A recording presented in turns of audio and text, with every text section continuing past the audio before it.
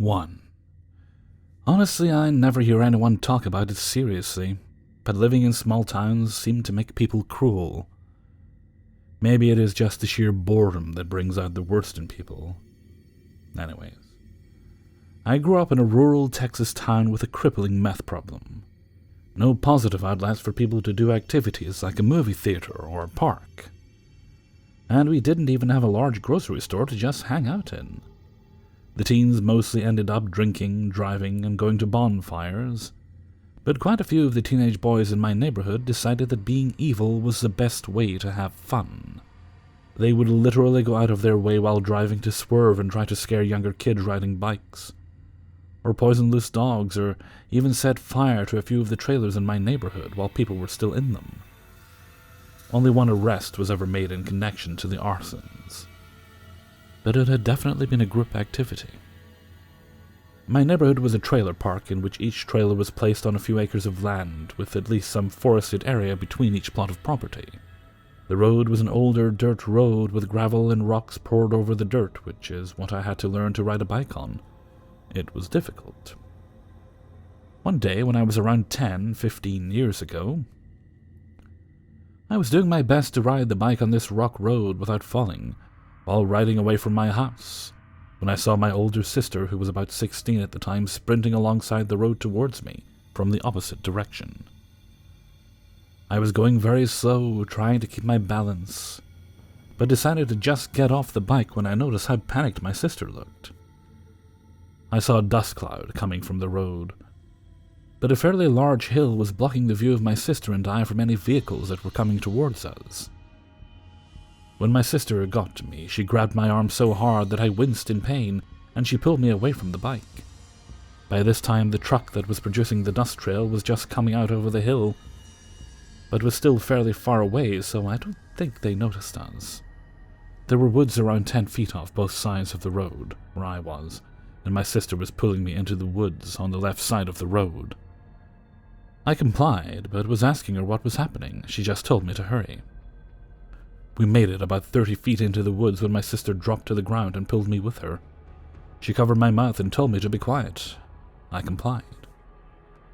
I saw that the vehicle she was worried about was a black truck filled with 5 guys that were in their late teens or very early 20s. The truck screeched to a stop right where my bike was. I froze solid when I heard my sister whisper, "Shit." 3 of the guys got out of the car, but didn't say anything. It was clear that they were looking very intensely into the woods on both sides of the road. Luckily, for some reason I'm not very sure of, they all lined up and started approaching and walking into the woods on the opposite side of the road. They were talking, but we couldn't make out what they were saying. I was worried that they would take their time looking for us, since only a handful of people lived this far down the road, and it could have taken hours before another car would pass through. It took about 5 minutes of perfect stillness and silence before one did, though. One of the guys had already placed my bike in the back of the truck when they noticed another car coming over the hill behind them. They quickly jumped in the truck and sped off.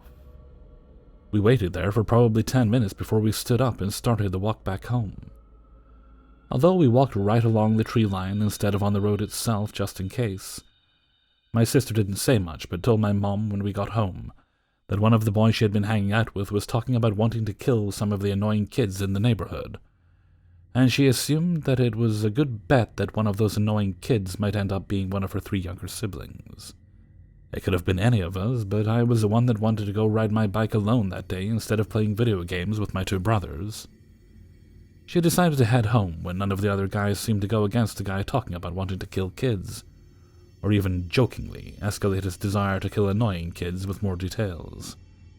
She had been running home and just got enough of a head start before the boys hopped in their truck to stop whatever they might have done. The cops were informed, but apparently the boys disagreed, and a parent claimed they never left the trailer, so nothing ever came of it.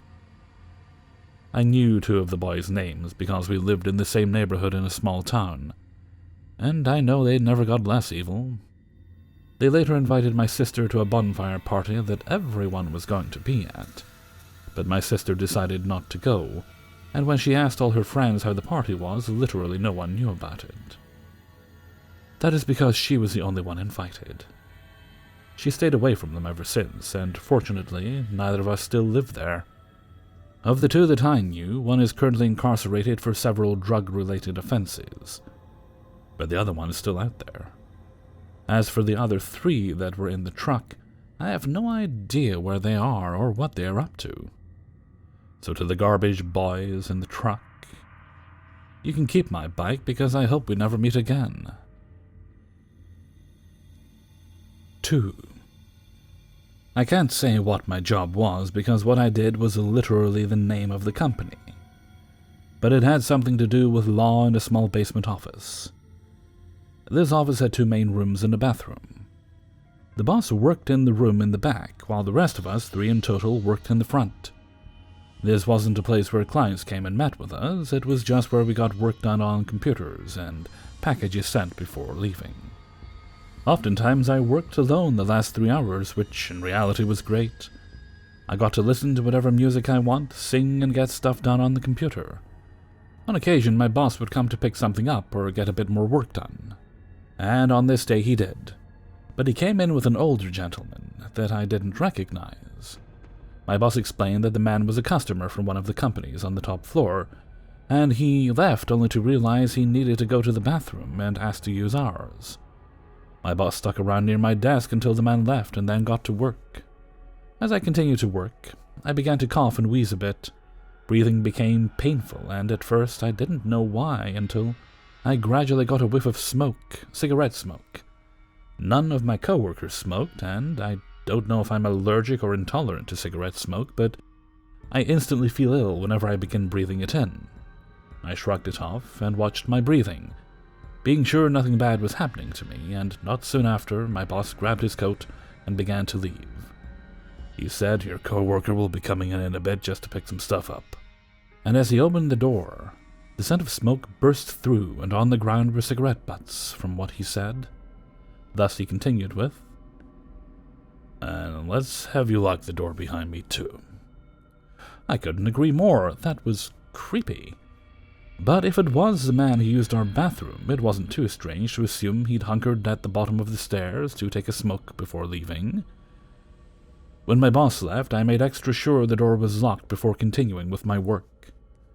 Another hour had passed by. About an hour and a half remaining of work when I began to smell smoke again. My heart sank as I turned my eyes to the door and quietly got up from my chair. I usually took off my shoes at work. Like I said, we didn't have clients come here. We were pretty chill when it came to wardrobe. But even with them off, I tiptoed over to the door and pressed my ear against it. I didn't hear anything at first, however. The scent of smoke was prominent there. Even as a married woman, I was still fairly young at the time and just didn't know what to do. For one reason or another, I decided to just go back to my desk and wait until my coworker got there. Not 10 minutes in, though, I hear this click, click, click sound. It was subtle, and I had to look around to spot where it was coming from. It was the doorknob of our office. From where I sat, I could see it just slightly jerk back and forth. The person was doing it slowly, as I was sure they were trying to be quiet. By this point, I called up my coworker to come sooner. In some ways, I felt safe. I was in a locked area after all, but who knows, right? After calling him, though, the scent began to diminish and the doorknob stopped moving. I tried to listen for someone going up the stairs. I didn't hear anything for a long while, until I heard someone coming down them. It was my coworker. He came in and said, "There are like 10 cigarette butts out there." I explained further what had happened as he came in and locked the door himself. I also explained the man had come in to use our bathroom prior. Like I said, I couldn't be sure if they were the same person. There wasn't much to take from the offices. The computers were fairly old, wouldn't at all get a good chunk of money from them, and everything else was paper.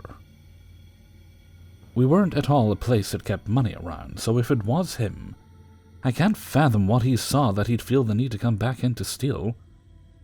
My coworker somewhat brushed it off. He figured that the person was gone, all was fine, and went to pick up what he needed to.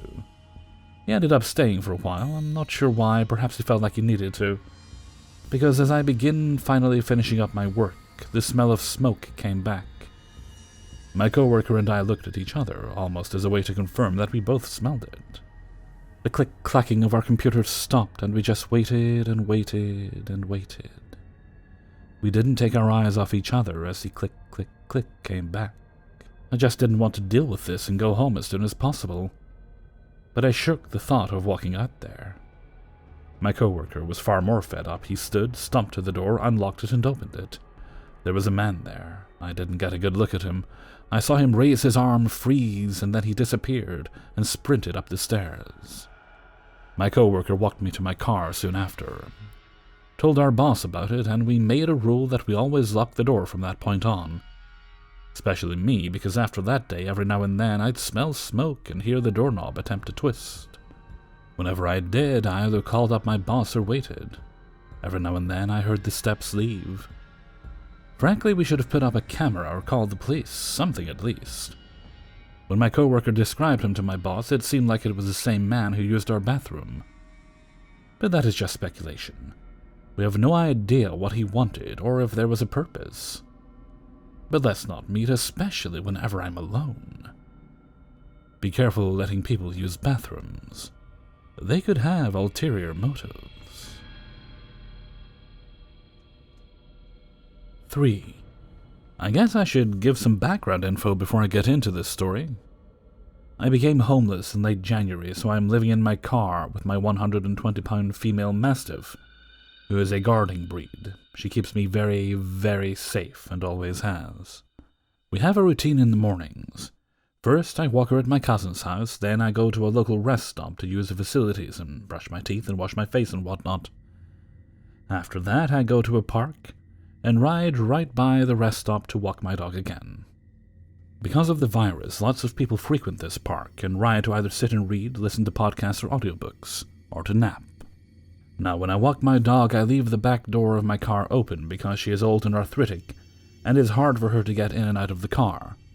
I usually have to lift her from under her belly to load her into the car. I also leave it open that way because she is fear-aggressive with humans, due to being abused as a puppy, and she is dog-aggressive, so I like to make sure I can get her in the car quickly if I need to. I also like to park my car between a large van and an SUV that are seemingly abandoned there, or just left there for whatever reason, so that my car is kind of hidden and nobody will park by me. Last week the van wasn't at the park and ride, so I parked to the left of the SUV, as usual, with a huge space between my car and the others in that row. I was walking my dog in the grass pretty far away from the car, and as usual, I had the car running with the back door slightly open. I was far enough from it that you wouldn't know it was mine if you passed by. While walking my dog, I noticed a flash of a silver car out of the corner of my eye, and thought it might be a state trooper, and if it was, because I have both paranoia and an anxiety disorder, that he might reprimand me for walking my dog there. I stayed calm and continued to walk my dog, intent on getting her to do her business so we could get back in the car and leave. The car passed by once more, and I noticed it wasn't a state police car. It was a silver Honda with an old man driving. He was purposely driving as close as he could to my dog and I without hitting the curb, and was literally just crawling the car along our path. When I turned around, he did too. He crept past once more, staring out of his open window at me the entire time and not even watching the road. I got agitated at that point and resigned myself to the idea that I would have to confront him if he continued to stalk us. He passed by once more, crawling again and trying to get closer. When he realized I was heading for the cars, he turned around again. I got Karma, my dog, in the car and settled myself into the driver's seat and took some time to give her a bowl of fresh, clean water, her treats, and took a moment to plug in my laptop to my inverter and charge it for later. I saw the silver car out of the corner of my eye, again, and watched as the old man parked a few cars away from mine in the same row, next to a man in a black pickup truck that I noticed was watching this old man curiously. I was thankful the man in the truck was there and watching, and had noticed the way the old man was creeping by me and stalking me. The old man purposely reverse-parked so his window was lined up with my driver's side window, and continued to belligerently stare at me from out of his open window, as I did what I needed to before I'd leave the park and ride. He was leaning against the door with his head out, and just staring straight at me, not even blinking. I ignored him, as I had been doing, carrying on with my business, checking Reddit while I plugged in my phone, and organized the belongings in my front seat, and gathered up some garbage to put in the little garbage bag I keep on the floor of the front seat. I was raised to be tough and unafraid, and I wasn't going to let this creepy old man spook me. I looked up after about 10 minutes, and he was still staring right at me, still not even blinking. So I turned my head and avoided eye contact as I put on my seatbelt. I had been running the car the whole time I walked my dog, so I was good to go. I went to pull out of my spot and my backup camera went off, and I saw that damn silver car right behind me, impeding me from pulling out of my parking spot. At this point I was angry and ready to give this old man a what for, but I reminded myself he might just be a little off. My grandfather had dementia, and before he was diagnosed he did strange things, and would often forget where he was and he'd hallucinate.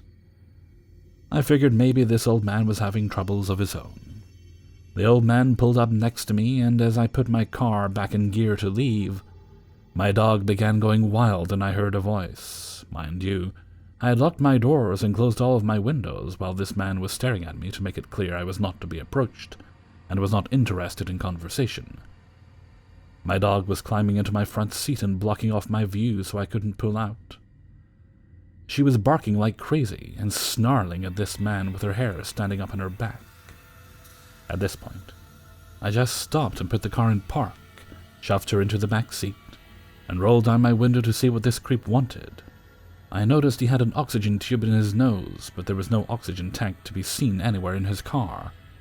I have a good eye for these things because my grandmother had one for 2 years before she died, and I also worked in a pharmacy where I delivered pharmacy supplies door to door at an elderly living community with a health center and assisted living center.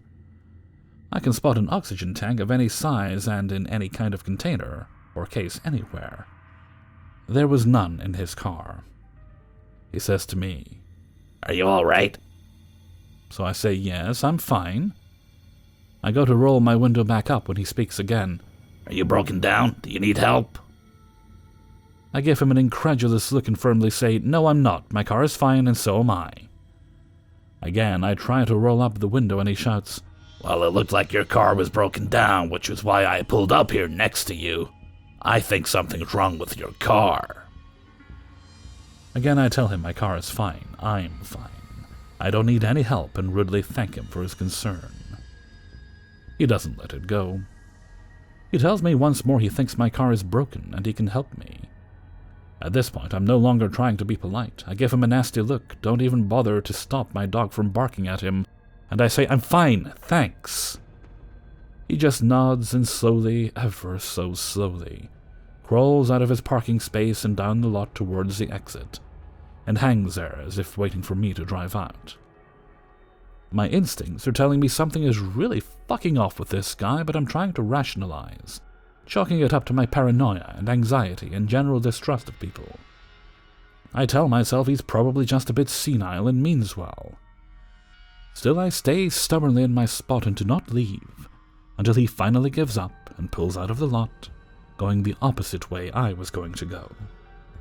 The whole day, the entire incident bothered me. It wasn't until later, when talking to my male friend, that I realized how fucked up the whole thing was. He didn't know which car was mine when he began stalking me. I was nowhere near it. Once I got in my car, he pulled up a few spots away to purposely continue watching me. And seeing that my car was clearly fine and running, since I was blasting the AC and rolled up my windows without any difficulty. I've had cars that have broken down before, and I'm mechanically inclined enough, as my friend pointed out.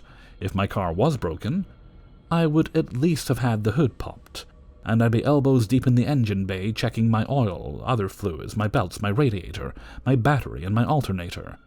Been there, done that 1,000,000 times. Once again, he had the oxygen tube in his nose and no tank anywhere in sight. I drive the SUV, and he was in a Honda sedan, so I was easily able to see into his vehicle. Nothing, nada. The fact that he insisted something was wrong with my car bothered me. It was as if he wanted me to get out of the car to either check, probably thinking because I'm a young, small female that I don't understand mechanics or know when something is wrong with my car, or to prove to him that it was fine. There were no signs at all that anything was wrong with my car, and if there was, I wouldn't be out walking my dog. I'd be elbows deep in the engine bay, on the phone with the towing company, and I'd be highly stressed out and filthy. What's even more bothersome is that he did this in broad daylight with people watching from their cars. He purposely stopped me as close as he could with his car, nearly driving in the grass, turning around and creeping slowly past me 3 times, and following me as I walked, and then parked near my car once he saw me get in it. I think he parked next to me and stared at me like that to try and take some time to figure out an excuse or reason to approach me, before he stopped me from leaving and pulled up next to me.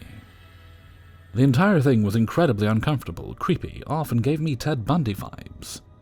After all, an elderly man with an oxygen tube in his nose doesn't look like he's capable of harming anyone. But boy did he want me to get out of my car. Him hanging around the exit to try and catch me leaving was probably the worst of it all. It wasn't enough that he stalked and harassed me in the lot, no. Why not try to follow me wherever I was going? So old man at the park and ride with the oxygen tube that connects to nothing. Let's not meet. Ever. Hey everybody, Hellfreezer here, and thank you very much for listening to 3 True Scary Stories, episode 497. And thank you very much to everybody who allowed me to use their stories in this video. I was reading story number 3 there, and before I got to the end of it, I couldn't help but thinking, ooh, this definitely sounds like something Ted Bundy would have pulled. Sure enough, the author thought the exact same thing. I also like to say thank you very much to my supporters who are listening along and encouraging me in the chat. Not too many balls this stream, but you never know. I'm about to record another video, so there could be balls aplenty in that one. But people seem to like them, so who am I to complain?